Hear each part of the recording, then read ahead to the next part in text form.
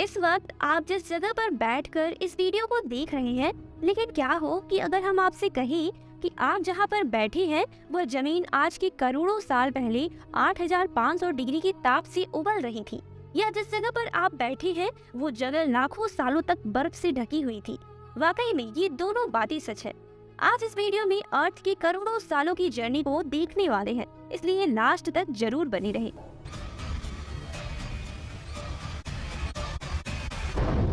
जिस जगह हमारा सौरमंडल है, आज की करोड़ों साल पहले वहाँ पर धूल के बादल हुआ करते थे। साइंटिस्ट के अकॉर्डिंग यहाँ पर बादलों से दूर एक स्टार हुआ करता था। उस स्टार की एनर्जी टाइम के साथ साथ कम होती गई, जिस रीजन से उसके अंदर एक बड़ा ब्लास्ट हुआ और उस ब्लास्ट के रीजन से स्पेस के डस्ट एक दूसरे से कंप्रेस होने लगे, जिससे उन क्लाउड में मौजूद डस्ट पार्टिकल प्रेशर और हीट से बड़े एस्टेरॉयड में ट्रांसफॉर्म होने लगे और इसी प्रेशर में मौजूद रेडियो एक्टिव एलिमेंट ने ग्रेविटी का निर्माण किया और इसी ग्रेविटी के रीजन से हाइड्रोजन और हीलियम पास पास आने लगे। बीच के इस खतरनाक दबाव के कारण एक और ब्लास्ट हुआ और इसी ब्लास्ट से हमारा सन एग्जिस्टेंस में आया। अब स्पेस में मौजूद भारी एस्टेरॉयड सन की ग्रेविटी से उसके अराउंड रिवॉल्व होने लगे और इन एस्टेरॉयड के आपस में टकराने से मरकरी, वीनस, अर्थ और मार्स जैसे प्लैनेट का जन्म हुआ। उस समय अर्थ पर एक ही समुद्र हुआ करता था और वो था 2000 डिग्री सेल्सियस पर उबलती गर्म लावे का समुद्र। टाइम के साथ साथ अर्थ धीरे धीरे ठंडी हो रही थी, जिससे अर्थ के भारी एलिमेंट जैसे मेटल, रेडियो एक्टिव मैटर धीरे धीरे कोर में इकट्ठा हो रहे थे। लाखों सालों तक अर्थ पर उल्कापिंडों की बरसात हुई और इन उल्कापिंडों में मौजूद था साल्ट, मिनरल्स और वाटर। करोड़ों सालों तक इन एस्टेरॉयड की बरसात के बाद धीरे धीरे अर्थ की ऊपरी सतह वाटर से कवर होने लगी। साइंटिस्ट के अकॉर्डिंग यही वो टाइम था जब दूर पानी के अंदर वोल्केनो एडक्शन से माइक्रो स्पीसीज का एग्जिस्टेंस हुआ। लाखों सालों में एक ऐसा वक्त आया जब हमारी अर्थ पूरी तरह से पानी से ढक चुकी थी। जब हमारी पृथ्वी की ऊपरी सतह ठंडी हुई तो अंदर कोर की गर्मी बाहर नहीं निकल पाई, जिससे ज्वालामुखी का निर्माण हुआ और आने वाले लाखों सालों तक इसका निकलना जारी रहा, जिससे पानी के ऊपर धरती का निर्माण हुआ और इस वक्त तक अर्थ पर कोई एटमॉस्फेयर नहीं था।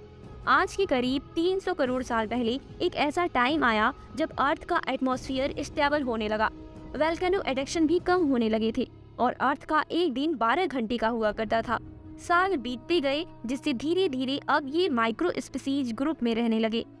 250 करोड़ साल बाद एक ऐसी स्पीसीज का जन्म हुआ जो ऑक्सीजन का उत्सर्जन करते थे और धीरे धीरे इनकी संख्या बढ़ने लगी, जिससे हमारे एटमॉस्फेयर में ऑक्सीजन की मात्रा बढ़ने लगी। हजारों सालों बाद एक ऐसा टाइम आया जब ऑक्सीजन बढ़ने के कारण ये स्पीसीज मरने शुरू हो गए।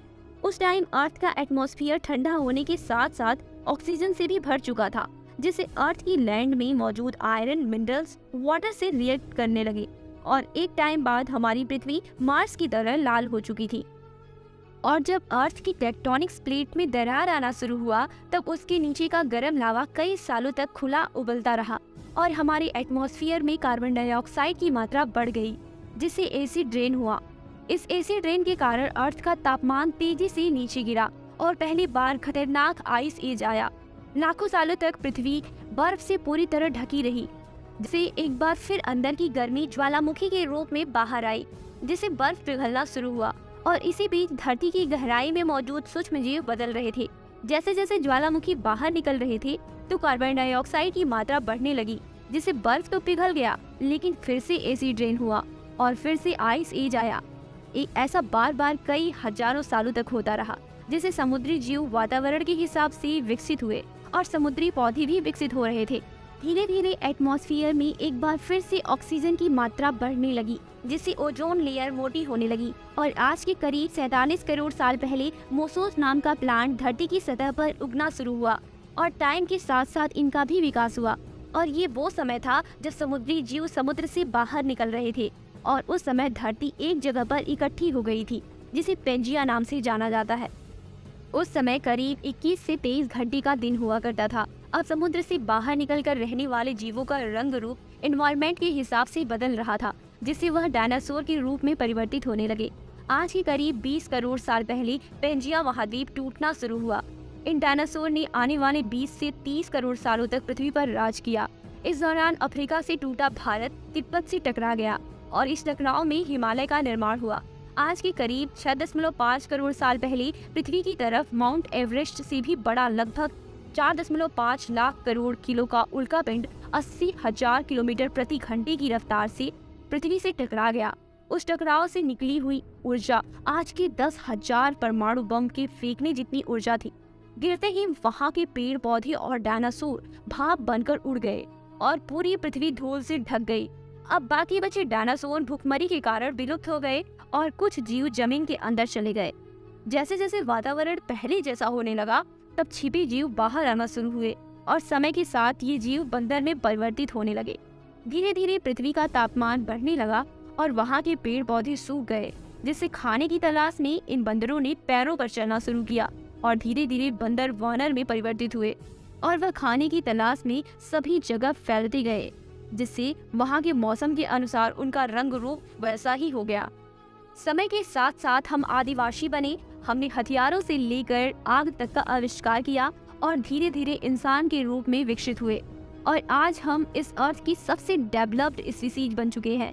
पृथ्वी को आज के जैसा बनने में 450 करोड़ साल का समय लगा है और हमें छोटी जमीन पर रहने वाले जानवर से इंसान बनने में लाखों साल लगे, लेकिन हमने इन 100 सालों में पृथ्वी को जितना प्रदूषित किया है उतना किसी प्रजाति ने नहीं किया है। अगर आप ऐसे ही वीडियोस देखना चाहते हैं तो वीडियो को लाइक करें और चैनल को सब्सक्राइब करना ना भूलें।